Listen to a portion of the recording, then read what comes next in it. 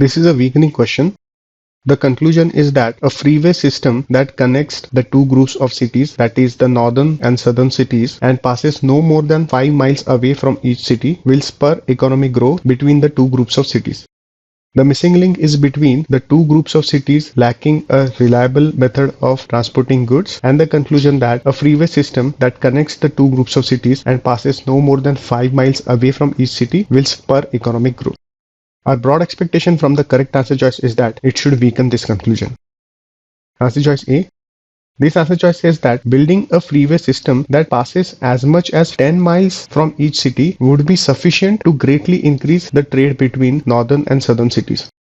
If this is so, the freeway system does not have to pass no more than 5 miles away from each city, because even if it passes as much as 10 miles away from each city, it would be sufficient. So this way, this answer choice weakens the conclusion. A good answer choice. Let's keep this on hold. Answer choice B. This answer choice says that more important causes for the lack of trade exist in addition to lack of reliable methods of transporting goods.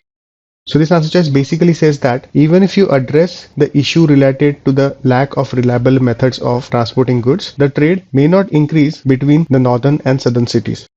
So this way, this answer choice weakens the conclusion. However, please note that this answer choice acknowledges that the lack of reliable methods of transporting goods is one of the causes of the lack of trade. So it cannot be directly stated that building this freeway system will not address the lack of trade issue at all. So this way, this answer choice only marginally strengthens the conclusion and does not directly strengthen the conclusion. In comparison with answer choice A is more convincing. So let's eliminate answer choice B. Answer choice C. This answer choice talks about the lack of budget to construct the freeway system, whereas the argument is talking about whether there will be an economic growth if the freeway system is built. So this piece of information related to the lack of finances is just additional information and does not weaken the conclusion. So let's eliminate this answer choice. Answer choice D. This answer choice says that the growth in the commercial traffic between two groups of cities is most often associated with the closeness of transportation system with the cities.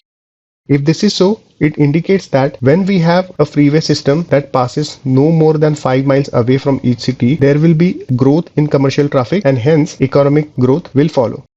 In other words, this answer choice strengthens the plan rather than weakens the plan. So let's eliminate this answer choice.